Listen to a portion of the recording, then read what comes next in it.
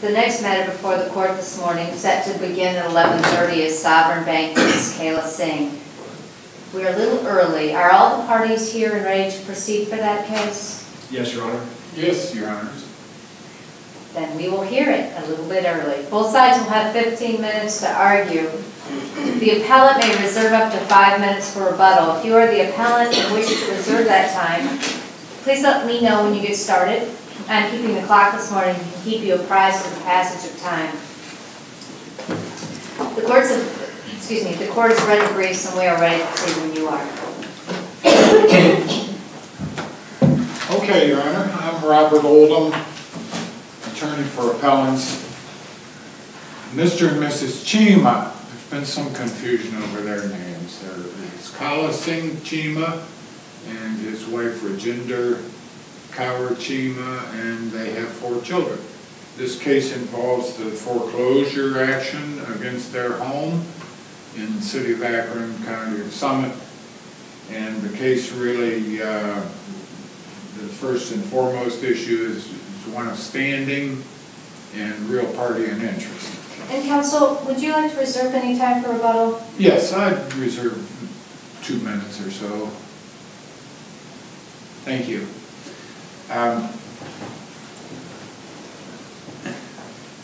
The action was brought by Sovereign Bank. Sovereign Bank had acquired a whole portfolio of loans, hundreds of loans that this court's maybe going to become more familiar with as these cases come up through the system. The portfolio of loans was divided up into investment shares and sold to investors. There's a question of what happened to those investors. The central issue is one of standing and real party and interest. Civil Rule 17 provides that every action be brought in the name, be prosecuted in the name of the real party and interest. And refer the court to Federal Home Loan Mortgage versus Schwartzwald on the issue of standing and real party and interest. And of course there's lots of other law about real party and interest. The party must have a direct interest, benefit or harm that comes directly from the litigation at hand. In this case, Sovereign Bank had acquired the initial loan that the Chimas signed in 2001 with Broadview Savings. Sovereign took over that loan the same day it was signed. It was assigned over to Sovereign Bank. Since that time, Sovereign Bank did all the financial scheming, if you will, to sell investment shares, and that raises a real question. Do the investors have an equitable interest in the mortgage? Who really owns the mortgage? And to add to the difficulty and confusion is that Sovereign Bank was sold out over a period of years from 2006 to 2013. They were sold out to Santander Bank, one of the biggest banks in the world, tied in with the Bank of Spain, and they've bought up banks all around the world, including Sovereign Bank, paying over $1 billion. Can we back up for just a second? Yeah. You had indicated that shortly after the signing of the instruments that the loan was assigned to Sovereign Bank. What happened to the mortgage? The note, I'm assuming when you say loan, are you just meaning the note or also the mortgage? Well, the note and mortgage were assigned to Sovereign Bank. Okay. But then Sovereign Bank sold that note and mortgage twice since they got it. In fact, they sold it to investors by selling investment shares in a portfolio of loans. and they sold their whole company out to Santander Bank and were merged into Santander Bank. There is no more Sovereign Bank. It's a legal fiction as a person that's dead. They're gone. Nothing was done by the plaintiff in the case, Sovereign Bank, to ever apprise the court that there'd been a sellout, that there'd been a merger, any of that. If the notes and mortgage were sold to investors, were all of them sold to investors? There wouldn't be anything left to sell to Santander Bank. Well, it becomes confusing, and that's where I was hoping to be able to present exhibits. There's exhibits that are from the record of the trial court, but also I wanted to be able to present exhibits from things that are documents of record. Sovereign Bank was,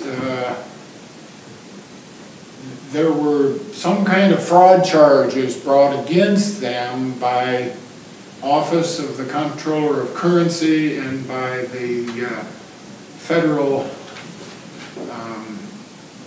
bank examiners under the Department of Treasury, and Sovereign Bank entered a consent order, and part of that was that in any proceeding, and that's under compliance section 1E of the consent order, which I'd like to be able to present to the court as a judicial notice of an official record,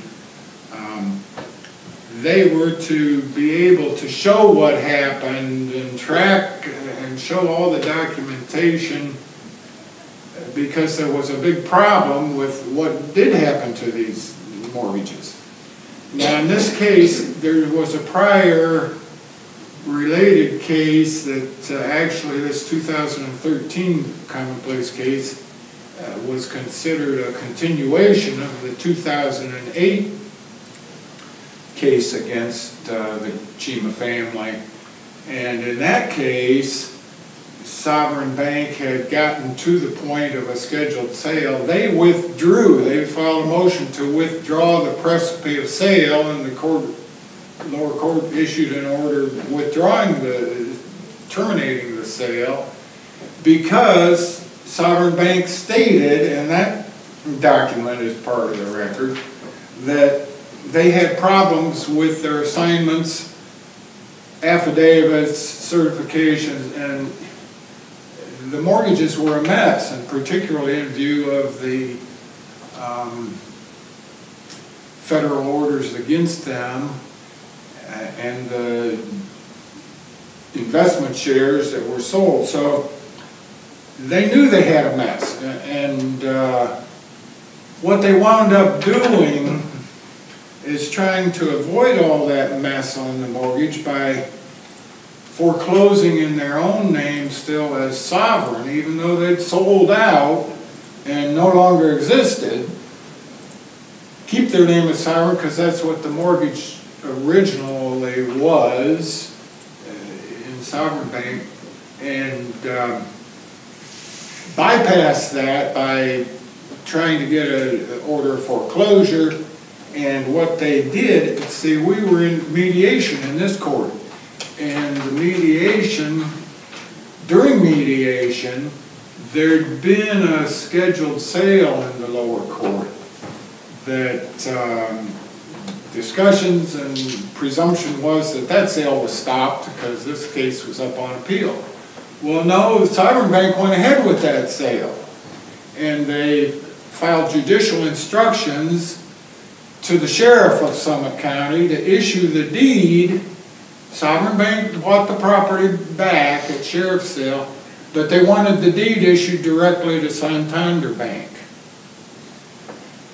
to bypass the problems with the mortgage and bypass problems with proper assignments, and to give Santander Bank, the real party in interest, give them a sheriff's deed that wipes out any defects in title. It's a wonderful plan, but they did that by violating Rule 17, civil procedure, by never doing any amendments under the second part of 17 or 25C, where they could have shown this merger and proceeded as other cases have usually gone under the name of the assignor, the one getting the loan and mortgage document. They didn't do that. And I think that shows an abuse of the process. There was also an issue all the way through the case about service of process. The case law indicates that an in rem proceeding, which this would be an action against property rights, there has to be good service. We cited the U.S. Supreme Court case, City of Hutchinson case, that there needs to be actual service in an in rem proceeding. Well, here there wasn't actual service. Service was a big question in all of the cases brought by Sovereign against the Chimas, even the earlier related cases. There was an issue whether they were ever served with process.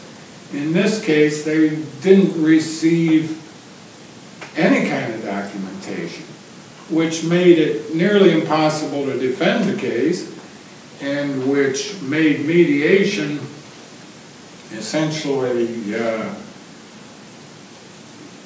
worthless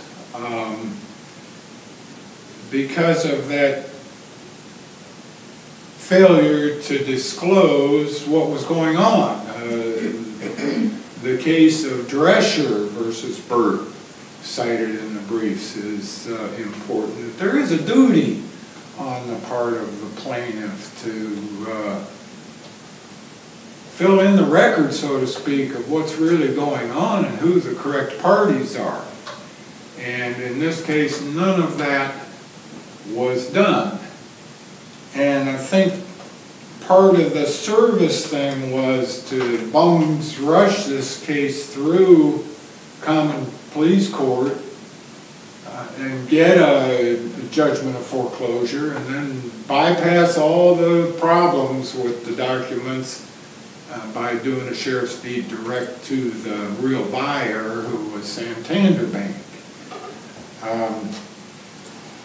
That's pretty much where we're coming from on the case, and it's essential. And the plaintiffs in the case, Sovereign Bank, we believe they violated their consent order with the federal bank regulators.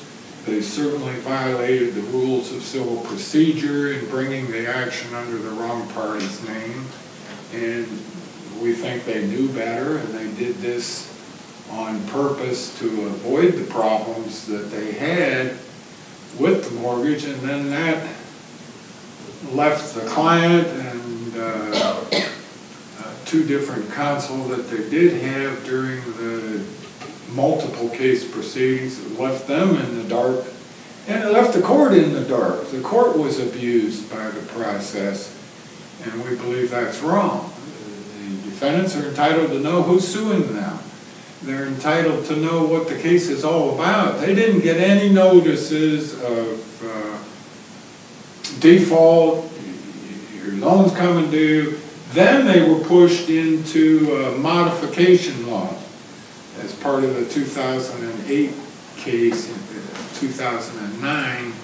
And counsel, you're just now reaching into that 2 minutes of rebuttal time. Okay, well, I think I've pretty well laid out, and our briefs lay out our position in that.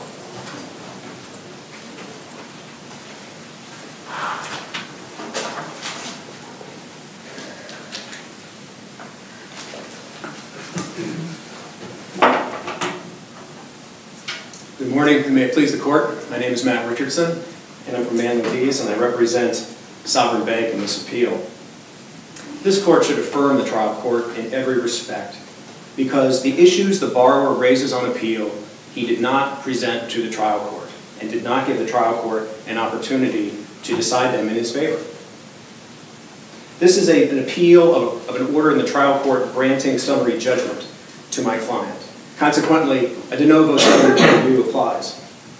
However, the borrowers cannot relitigate summary judgment on appeal by raising objections that they did not raise in the trial court.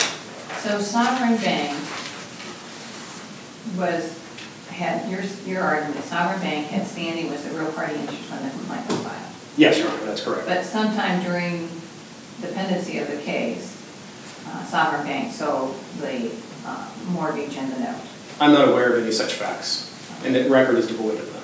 The record is consistent that only Sovereign Bank was the real party of interest and had standing. There was no other party, no other financial institution in the trial court record before summary judgment to indicate that any other party had standing or was the real party of interest.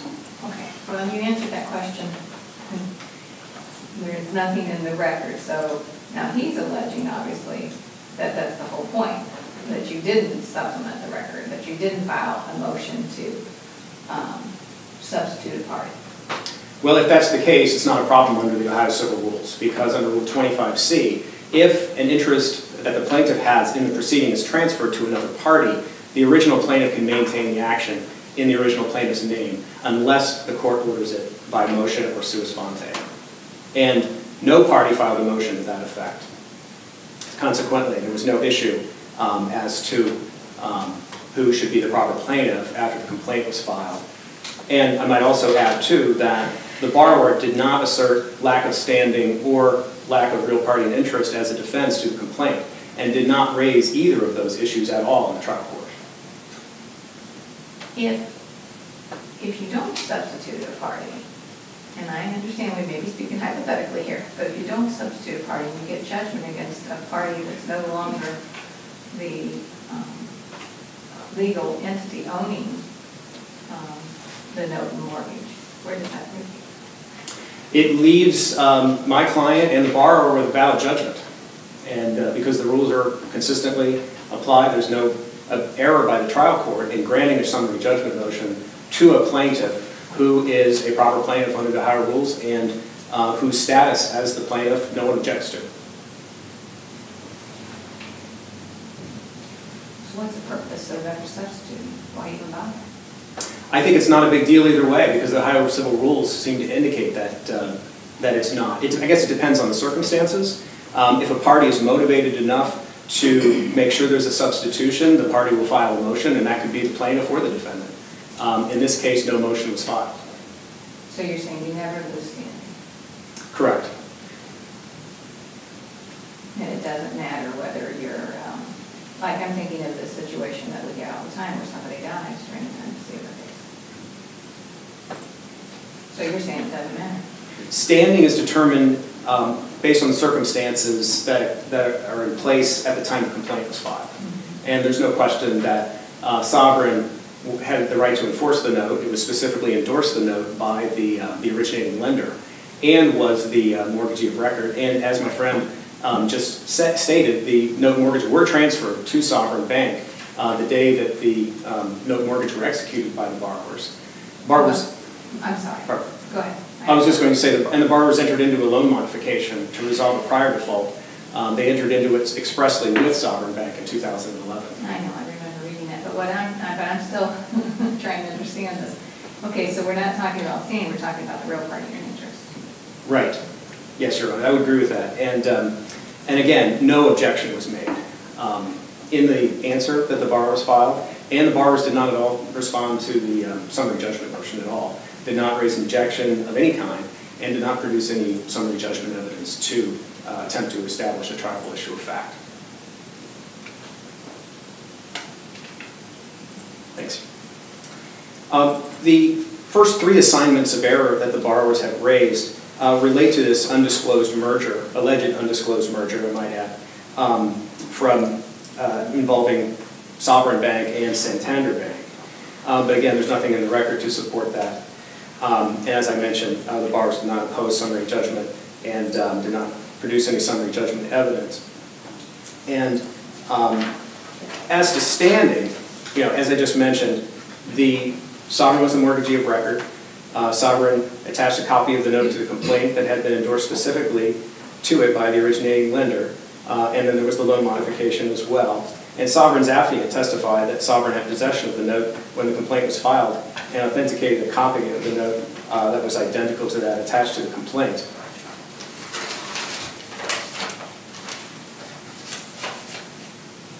As a result, as to the first assignment of error, the trial court should affirm the court's order granting Sovereign's summary judgment motion on its complaint. The issue of standing was not raised, as I mentioned, in the trial court.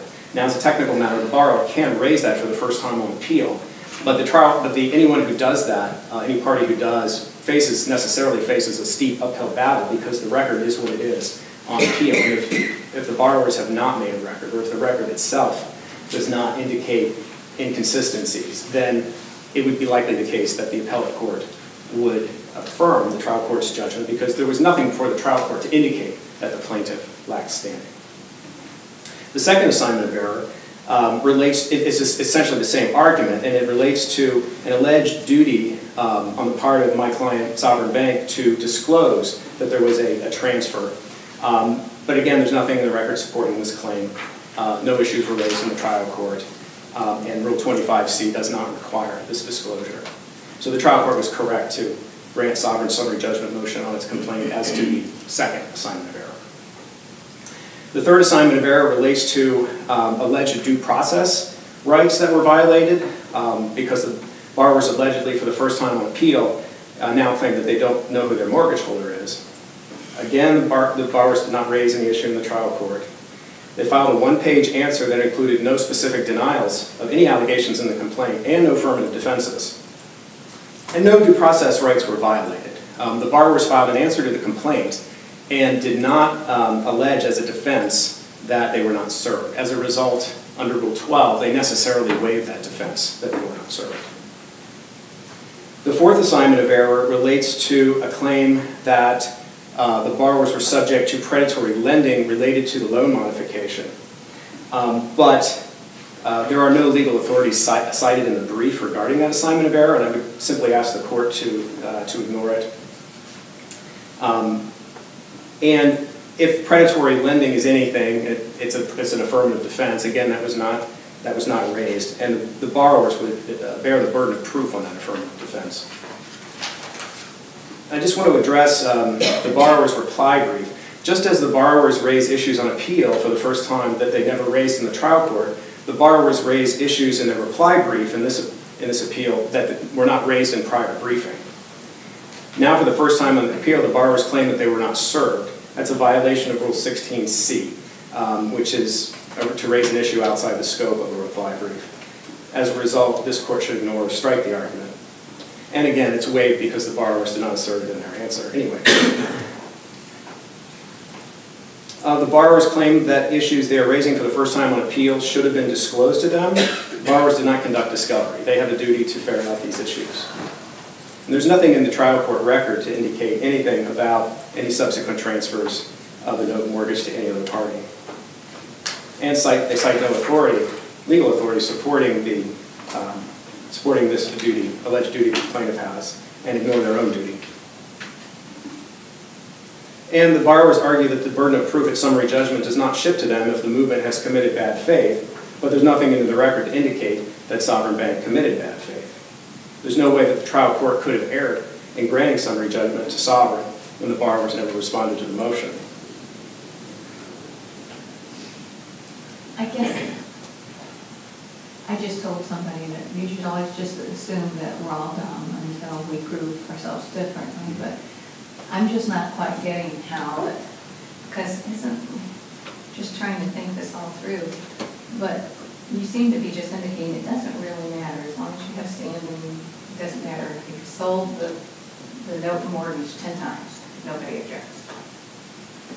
Well, I would say that standing again is determined as the time the complaint's filed. Okay, right. But so with the substitution of parties to the real party in interest, I guess I still keep thinking of the fact that, you know, the defendant, doesn't he have the right to know who is actually filing suit and who he's really going up against, and that he doesn't have somebody else coming against him for something later on because the proper parties weren't involved in the litigation to begin with?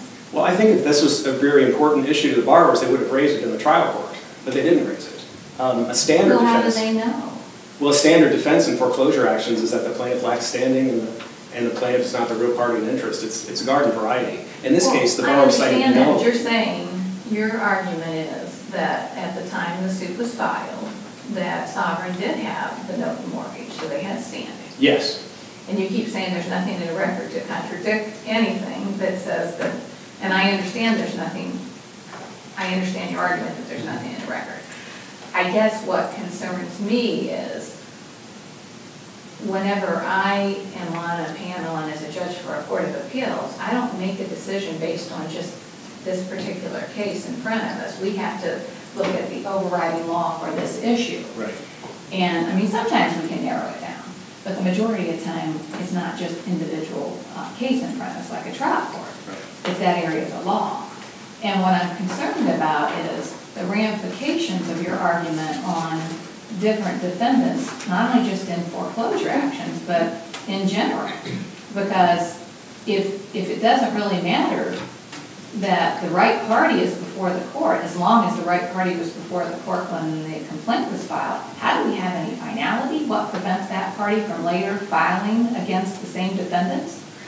The answer is that because only the real party in interest is entitled to judgment.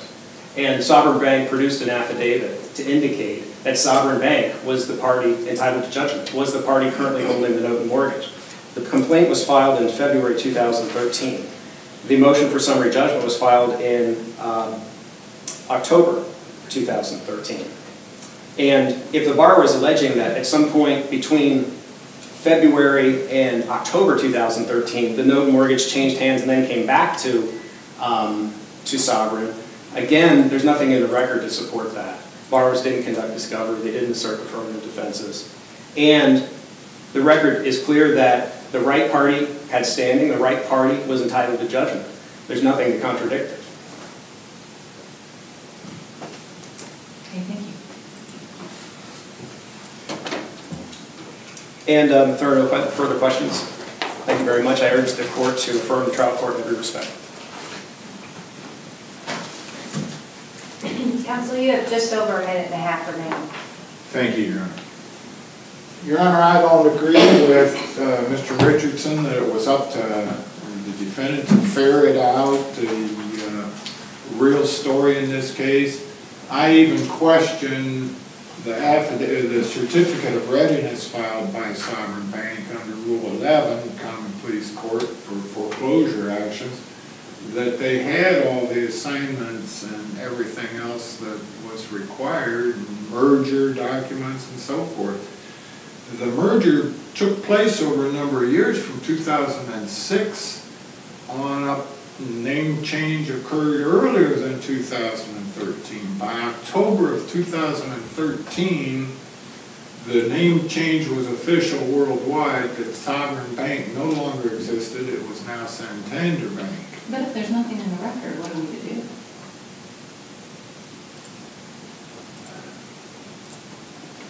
Well, there is a duty. The Kima family was entitled to know who was suing them. It wasn't up to them to dig into, what did you guys do with this mortgage?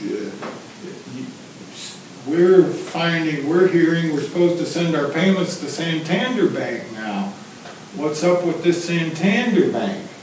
And as a matter of fact, we were informed, oh, they're just a collection bank. They really don't have anything to do with it. Well, that's not true. They bought out Sovereign Bank, lock, stock, and barrel, and the bank was Sovereign was completely merged into Santander. They knew all about that. And there's even a fund set up by the federal banking authorities to benefit parties who were losing their homes due to foreclosure.